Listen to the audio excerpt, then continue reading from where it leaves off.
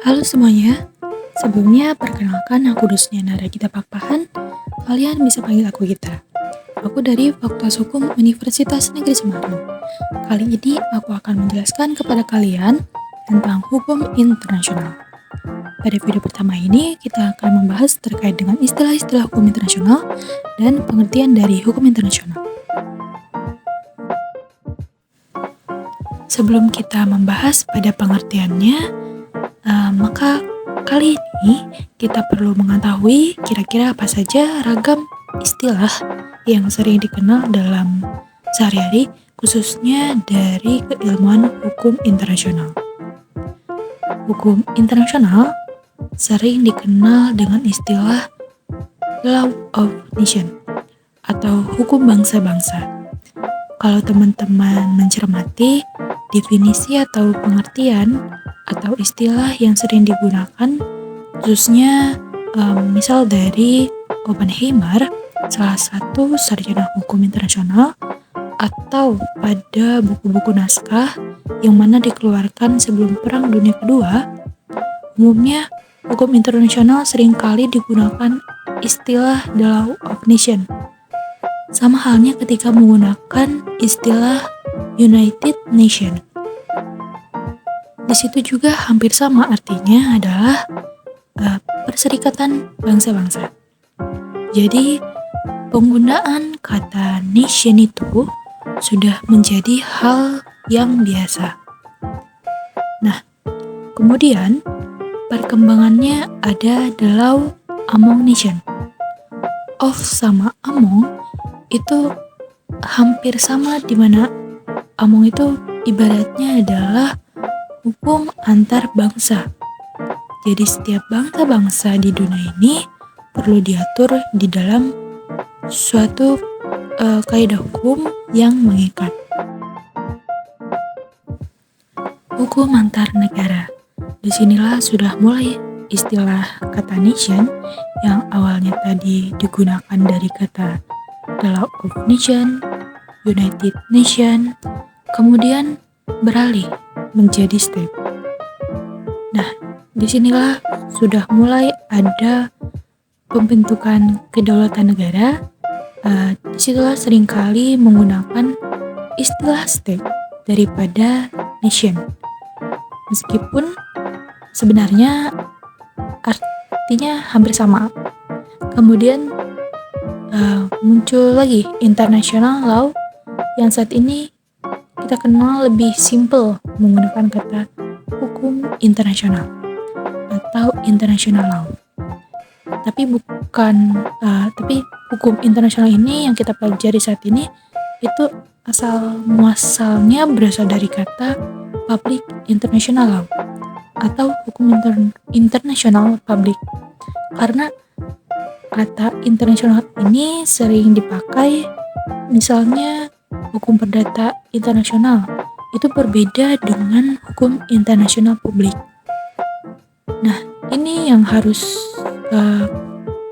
mulai bisa dipahami oleh teman-teman bahwa ragam istilah itu berkembang sesuai dengan zamannya, meskipun maknanya hampir sama.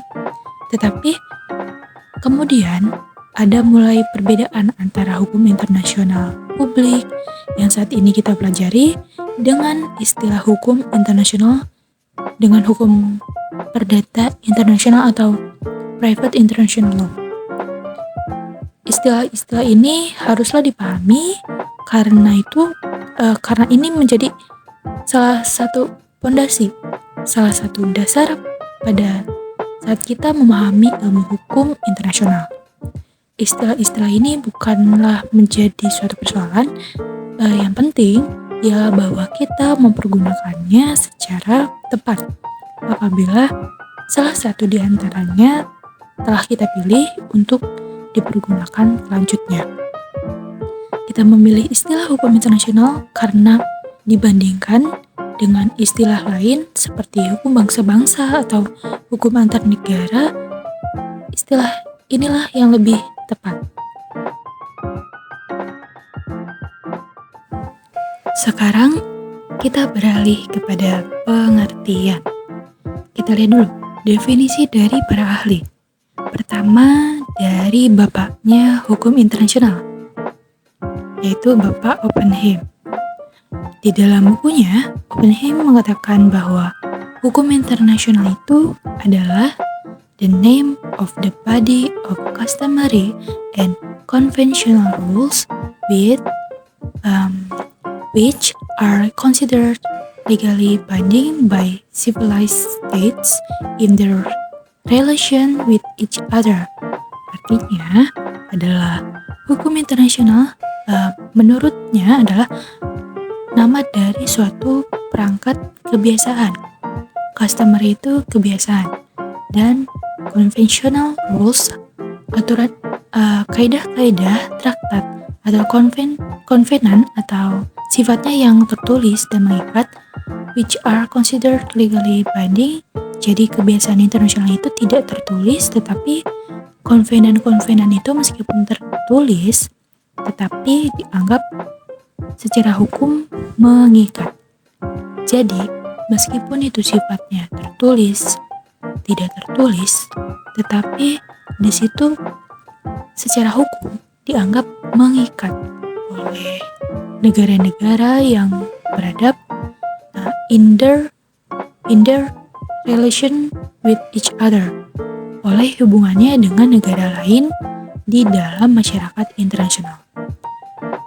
Oke, jadi dari definisi ini kita sudah bisa mencermati bahwa sumber atau muara dari hukum internasional yang membentuk hukum internasional itu adalah hukum kebiasaan internasional dan aturan-aturan yang sifatnya mengikat.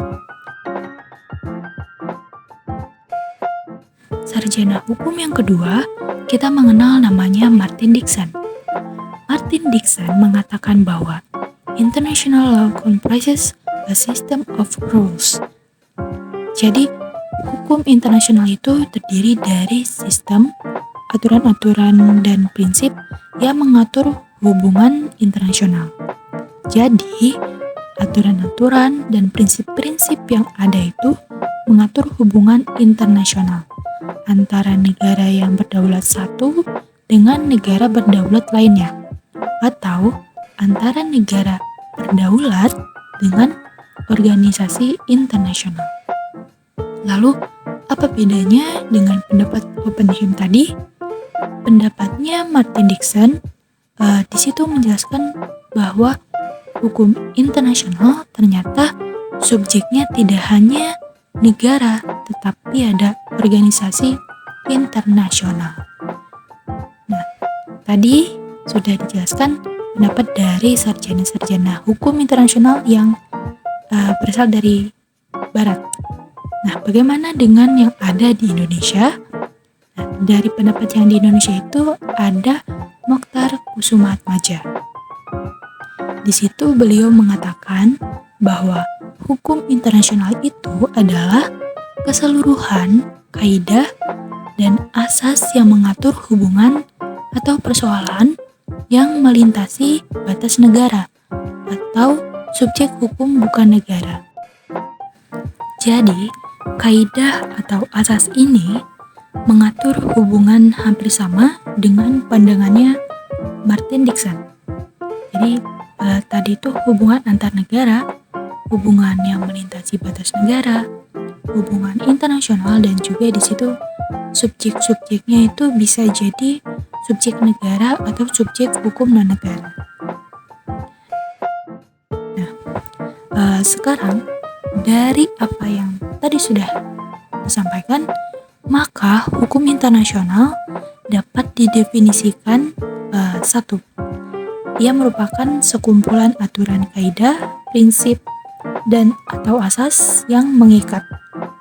Lalu ruang lingkup yang diatur itu adalah mengatur hubungan atau persoalan antara negara dengan negara, negara dengan subjek hukum internasional selain negara, dan antar subjek hukum internasional selain negara. Nah, itu saja pembahasan materi hukum internasional kali ini. Semoga teman-teman sekalian dapat memahami apa yang telah aku sampaikan tadi. Untuk materi lain akan segera menyusul. Semoga teman-teman semua tetap semangat untuk terus belajar. Terima kasih atas waktunya. Aku pamit undur diri. See you guys.